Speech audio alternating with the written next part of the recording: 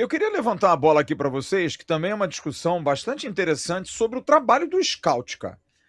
Porque assim, nada contra, muito pelo contrário, o professor Marcelo Xavier, que é brilhante, já falou aqui no canal algumas vezes, que dá aula no curso da CBF, mas eu sou da época que não tinha esse negócio de scout. O cara ia em loco ver o jogador.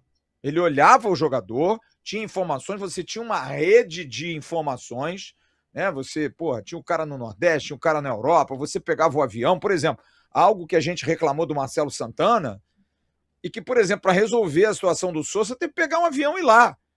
Como essa situação do De Ossa, por que não foi na Espanha? Me parece o Admar muito na zona de conforto, sabe? Usando os contatos dele para fazer as coisas. E realmente, a gente elogiou no momento que tinha que elogiar, mas acho que o trabalho dele nesse momento é muito ruim. Me passa até a impressão de um trabalho até meio preguiçoso, sabe? Uma coisa assim, contando muito com a certeza dos contatos dele, sempre na zona de conforto, buscando ali o colombiano, o equatoriano, aqueles caras assim. A relação, por exemplo, do Admar no Brasil é péssima, que eu sei. Péssima. Ele não tem relação com clubes brasileiros, gente. Sabe assim, meio um tratamento meio. E tem jogador brasileiro aí. Eu me lembro em 2011 o Vasco trouxe dois jogadores que estavam encostados em seus clubes e que viraram ídolos no Vasco.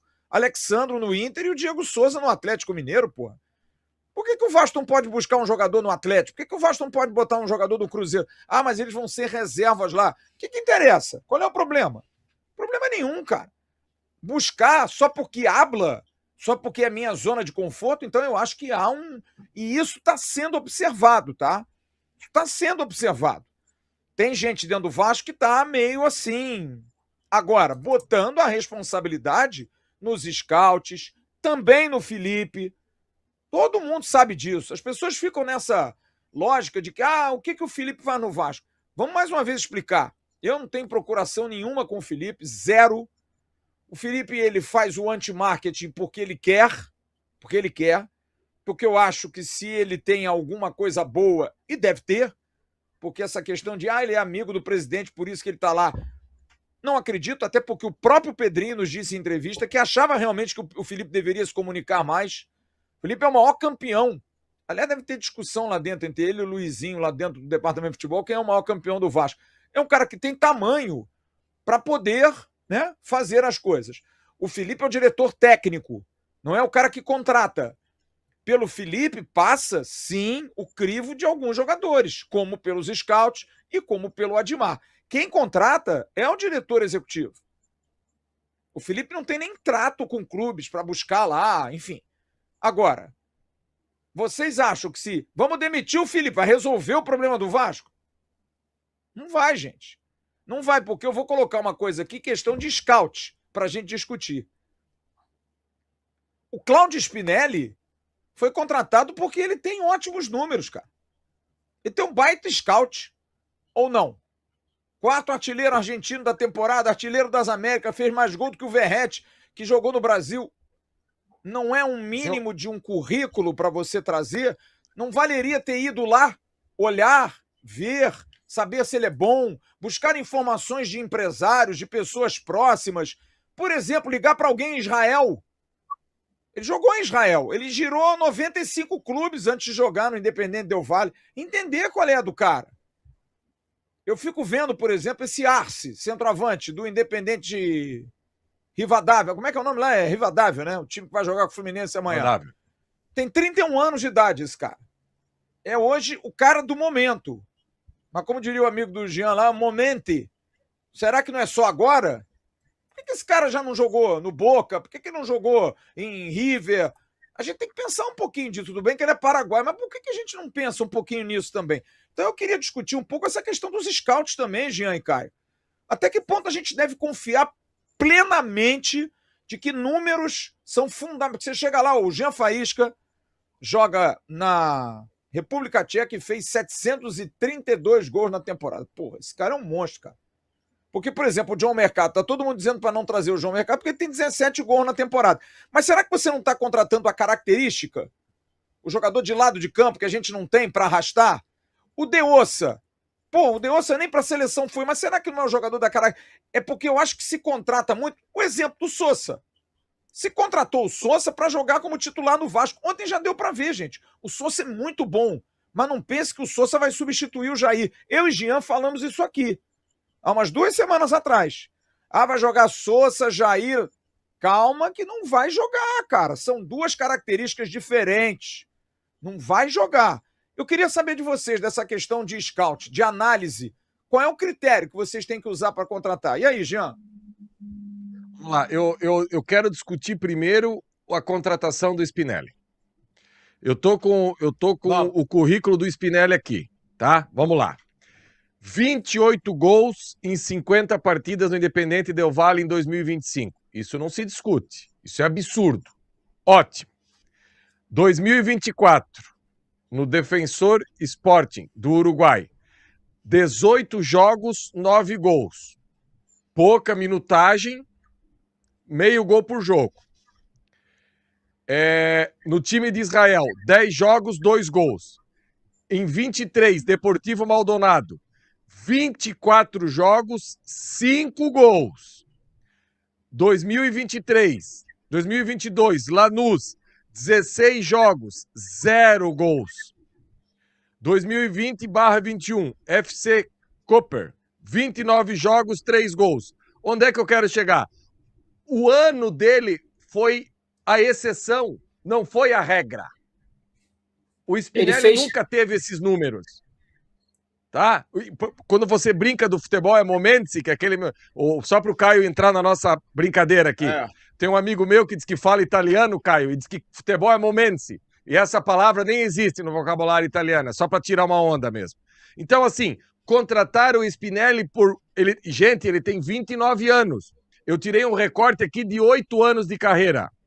Tirando o ano passado, ele nunca fez mais de 10 gols num ano. Então a contratação dele não podia ter sido baseada na exceção. A regra dele é fazer pouco gol. A regra do Spinelli é fazer poucos gols. Outra coisa, a liga que joga também tem que ser levada em consideração. Sem dúvida nenhuma. Sem dúvida nenhuma que tem que ser levada em consideração. Então, assim, a contratação do Spinelli, para mim, foi uma grandiosíssima aposta. Mas uma aposta daquelas com... E se provou que o negócio não andou. Não andou.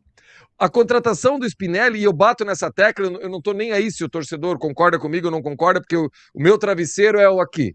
Claro que eu respeito a opinião de todo mundo. O Brenner era menos aposta. O Brenner entregou aqui no Brasil mais de 20 gols numa temporada, no Campeonato Brasileiro. Tu pega o DVD do Brenner, tem gol contra Palmeiras, tem gol contra Corinthians, tem gol contra Flamengo, tem gol contra Cruzeiro, tem gol contra Galo, tem gol contra tudo que é time aí bom. O Spinelli não tem isso.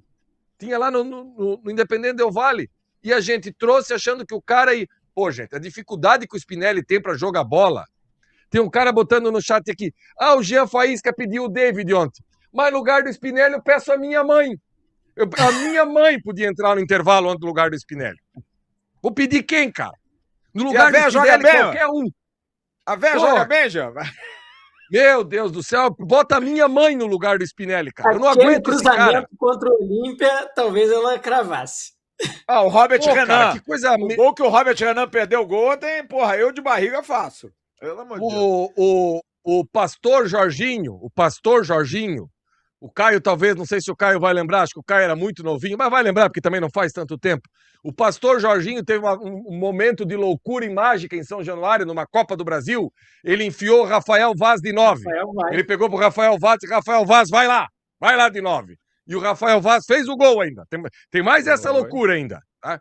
Se o Pedro Emanuel fala assim, Fusato, pega 9 e entra no lugar lá do Spinelli, vai com Deus, meu filho, vai lá pra dentro da área. Eu não aguento o Spinelli, cara. Eu não aguento o Spinelli. Desculpa, isso é demais pra mim, cara. Pro meu Vasco, é demais. Se na minha base, eu não tenho um 9 compatível com o Spinelli, todos têm que ir pra rua. O diretor da base, o supervisor da base, o roupeiro da base, o massagista da base, o coordenador da base, todos, o que cuida do gramado da base, manda todo mundo embora.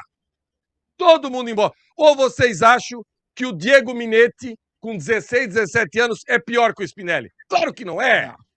Claro que não é. O Pedro Augusto, o Andrei Fernandes, Eu só não estou falando do Bruno Lopes, porque o Bruno Lopes não está jogando. O Bruno Lopes está toda hora machucado. Então, assim, pelo amor de Deus, gente, essa contratação do Spinelli foi um momento de loucura e mágica que o Vasco teve. E se na base a gente não tem ninguém, a nossa base está errada. E daqui a uma semana, o nosso Sub-20, que é um time bom, muito bem treinado pelo Matheus Curopos, vai fazer a final do Brasileiro contra o Palmeiras. O Palmeiras está chegando à 5ª final consecutiva de Campeonato Brasileiro. E será que lá a gente não consegue arrumar alguém que pelo menos consiga dominar a bola, que nem isso o Spinelli consegue? Pô, é difícil, cara. E só um detalhe, Caio, antes de você falar, até para trazer isso aqui.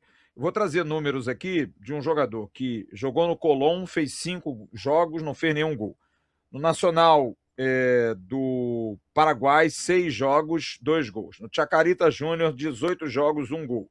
No Pereira, 18 jogos, 10 gols. No Lanús, 24 jogos, 2 gols. No Pachuca, 33 jogos, 8 gols. No León, 48 jogos, 13 gols. No Independente Medellín, 196 jogos, 129 gols. Esse jogador é o Germancano, que também foi uma grande aposta. O Germancano, ele tem temporadas no Independente Medellín da Colômbia como destaque. Depois, ele brilhou no Vasco, porque ele fez 101 jogos, 43 gols. É o segundo artilheiro argentino, acho que foi passado pelo Verratti, se eu não me engano, que mais fez gols, e agora no Fluminense tem 236 jogos, 112 gols. Mas também era uma aposta. Como era o Verratti, gente? O Verratti, quando veio para o Vasco, só tinha jogado no Belgrano. Foi artilheiro da B, artilheiro da A e veio para o Vasco. O problema é que o Vasco busca aposta sempre. O Vasco está precisando dar o tiro certo, né, cara? É isso, e o Jean foi muito feio. Parece que a gente estava combinando aqui, não estava, mas estávamos entrosados, porque eu também já estava buscando esses números. O Spinelli fez mais gol no ano passado do que o resto da vida dele inteira.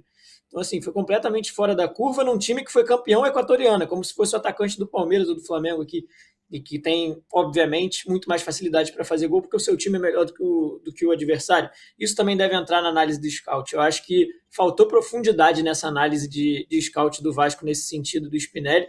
E aí até abri aqui os números de alguns atacantes que a gente citou, como, por exemplo, o John Córdoba. Ele já faz gols há bastante tempo. Então, assim, na temporada de 2018-19 ele fez 21, 19-20 ele fez 14, depois caiu, fez 7, 6, e nas últimas ele fez 14, 15, 13 e 22 gols. Então, assim, é uma regularidade maior, né, de alguém que está acostumado a fazer gol, o John Córdoba. E aí abri também aqui o do Alex Arce, que a gente falou, né, de 31 anos, que está atualmente no Rivadavia, vai jogar contra o Fluminense amanhã. Nessa temporada ele tem 14 gols em 23 jogos. Na temporada anterior, ele tem 11 gols em 30 jogos. Em 2024, 36 gols em 48 jogos. Em 2023, 26 gols em 32 jogos. Então, assim, também faz gol toda hora, né? Em todos os anos. É bem diferente fazer do que gol. a gente... Isso. É a regra desse cara fazer gol. Simples assim.